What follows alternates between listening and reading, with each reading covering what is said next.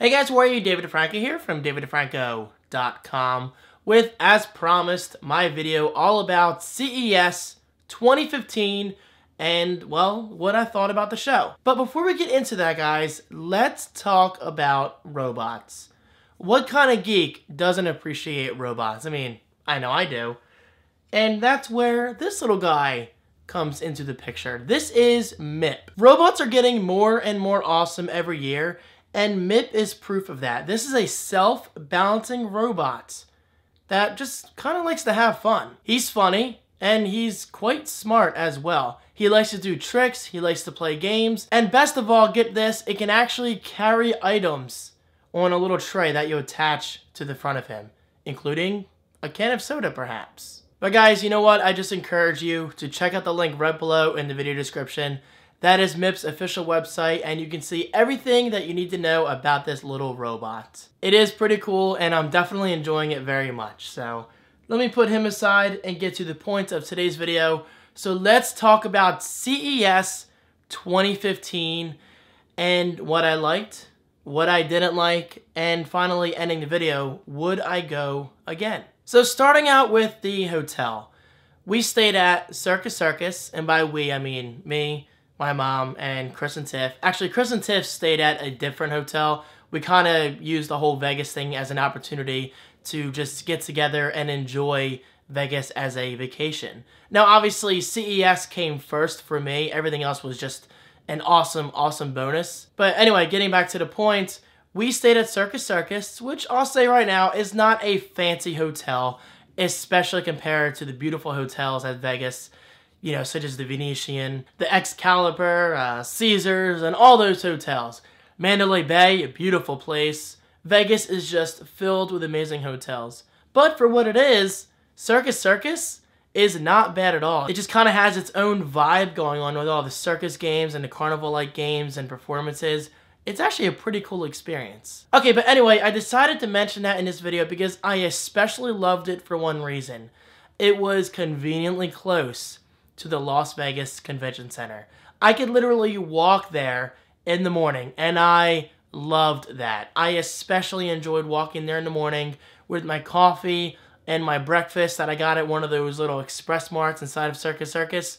It was just overall a very nice experience for me. My morning walk usually consisted of 20 to 25 minutes of walk time, but it was not bad at all, I promise you, because all that week, the weather was just simply awesome. It was usually in like the mid-60s, which is very warm to us right now because here in South Jersey, it just snowed yesterday.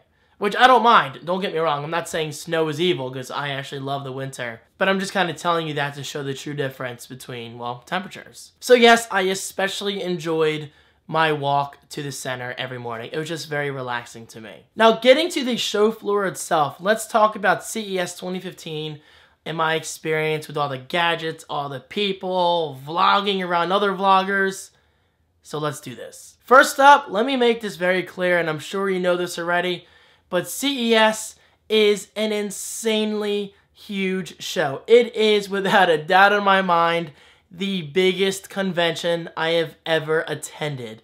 And I've actually been to a few conventions, primarily the whole fire safety field that my dad works in. I've been to a few shows there over in New York City, but that show, seriously, one of the booths alone is as big as that show that I've been to with my dad. That's how large CES is. From Panasonic to LG to Sony, I freaking love Sony's booth. It's just a lot of information to take in. And by information, I mean going from product to product. Now, is that a bad thing? No, not at all. Is that a good thing? Hell freaking yes. It was a geek's dream come true. Now, unfortunately, I will say this. There is so much tech to see that you're pretty much guaranteed to miss a few products here and there. Because let me make this clear. CES is not just in one building. It's spanned across multiple buildings. We have South Hall, North Hall, Central Hall, and then there are even more booths in hotels themselves, which I actually never really got around to seeing. But still, South Hall, Central Hall, North Hall, that was more than enough for me, especially Central Hall. That's where Panasonic was and Sony and all the big names. So yes, I will say that. It sucked that I missed a few products because I got home from Vegas, I edited my videos, and then by the time other YouTubers had their videos online, I watched a few here and there, and I saw some things from MKBHD, that snazzy iPhone guy, all those awesome tech reviewers, and I was like, shit, I missed that. I missed that too. How the hell did I miss that? So, do you see what I'm saying? CES is just huge, so I think it's impossible to see everything. But, with that said, no regrets because I had the time of my life. It was just an unforgettable experience. Now, from a vlogger's perspective, because I'm not really a tech reviewer, I'm more of a tech vlogger, I loved it. I felt so comfortable, even with hundreds of people around me, because sometimes, I'll admit, I still get nervous vlogging in public, such as New York City or Seaside Heights. But CES, hell no, completely different story. You are surrounded by other vloggers. You are surrounded by these professional video teams. You're surrounded by video equipment.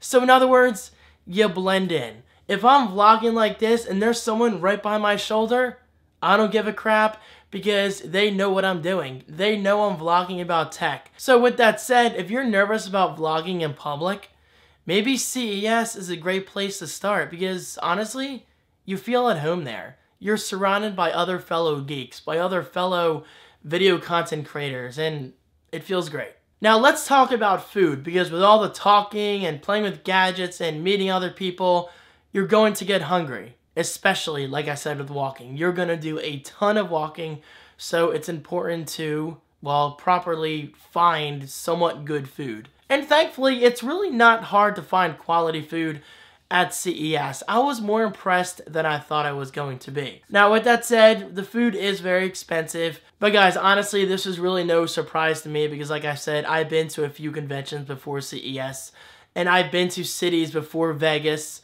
So yes, the food is highly overpriced. I paid probably $10 for a sandwich, $4 for a soda, and maybe $3 for a bag of chips. It's just how it is, and it's one of those things that you have to accept. Spending money on overpriced food, seriously, it was the least of my concerns. I was in Vegas. I was at CES. I was surrounded by tech.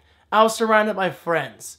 So, yeah, really not a big deal at all. Now, continuing my thoughts on the show floor itself, as I made very clear, just amazing to be there. Now, I will say this, as expected, it's an extremely tiring process, especially if you factor in everything you do after the show.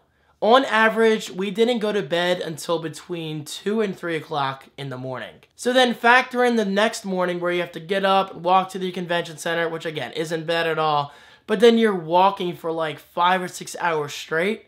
It doesn't seem like a lot of work, but believe me, it is, and it kicks your ass. But, you know me, I'm a highly energetic person. For instance, last night I didn't go to bed until 4 o'clock in the morning. And then I think the night before that, and I'm speaking in terms of being at home by the way, I didn't go to bed until around 5 a.m. because I just love staying up late. And that is exactly my point. Vegas, while I was up late, while I was tired every night, it didn't take away from my experience of enjoying the next day. Because as long as I get like 5 hours of sleep, I'm pretty much okay to go. Now let's talk about meeting other YouTubers. Unfortunately, I didn't meet any of the big tech reviewers. And honestly, I expected to meet at least 1 or 2, but again, CES is just so freaking huge that I guess the chances of meeting such YouTubers is kind of slim. But I will say this, I was this close to meeting John Rettinger. I was this close because I was with my good friend Alfred, and he actually knows John Rettinger personally, you know, just in terms of texting him and calling him on the phone. So thankfully, Alfred had a direct connection with him, and he was trying to set up just a quick meeting time, you know, for all of us to, well, meet each other, talk about tech, and all that good stuff. Well, finally, we did find Techno Buffalo's meeting room where they were doing like blogging and stuff, which is cool to see. It was just really cool to witness that because I've always loved the idea of people taking their notebooks to a show and blogging about products that they thought it was interesting. I don't know, I find it very cool that you can blog on sites, do videos on site, and then upload them within just minutes. But anyway, yes, we did find Techno Buffalo's meeting room, but unfortunately John was not there. However, Alfred was lucky enough to meet John the next day. He told me about him, he told me that I was this close to meeting him. But John, if you happen to be watching this video, keep up the awesome work. It sucks that we couldn't meet each other this year, but you know what? There's always another time. We're young and we're gonna have many, many more opportunities to cross paths. Now, with all of that said, I was lucky enough to meet a viewer. Unfortunately, I did not get your name, but if you happen to watch this video, just comment right below telling me it was you. It was awesome meeting you. I believe it was in the LG booth. It was kind of crazy, so it was a quick hello, how are you? And so it was just nice meeting you in person. And it was great at least meeting one person. Because if I would have went to CES and not been recognized at least once, then yeah, I would have been kind of disappointed. But I'm glad I did meet you, so thank you for saying hello. And by the way, if my voice is kind of out there, that's because I'm still getting over being sick. But you know me, that's not going to stop me from doing my work. So wrapping up this longer than expected video, but what else is new? Would I do CES again? Hell yeah. CES, like I said, was an unforgettable experience. It's just that, well, it's one of those experiences that I don't have to, well, experience every single year. Well, for one, I'm not really that financially flexible where I can spend all that money every year on airfare, a hotel, all that food, you know, traveling costs in general. But with that said, if I can find a sponsor for next year's CES coverage, then yeah, perhaps I'll go. But even then, CES, I think, is one of those shows that I don't need to attend every single year to truly appreciate the tech. Because let's face it, you can easily experience CES by just going on any popular tech blog. Now, yes, that does not compare at all to actually being there and meeting people and getting your hands on the newest and latest tech. That's just something I'll always remember. I mean, it was really that cool. But I am really fortunate to be able to attend CES for the first time. It's something I will never ever forget. And if you're thinking about going to CES, just go. You'll love it. And be prepared to walk a lot. Be prepared to pay $10 for a sandwich. And be prepared to, well, stay up late, wake up early, and all that good stuff. Just try to do it once in your life. You will not regret it. Because I know I loved every minute of it. So guys, there you go. My thoughts on CES 2015. I may have missed a thing here and there. And if I did, just comment right below with your questions. And I'll do my best to answer those questions. As always, your support is incredible. Check out my personal website and Brand Rocket. Those links are also right below. So guys, thank you as always, and I will see you in my next video. Peace. Wait, hold up there. Mip wants to say goodbye.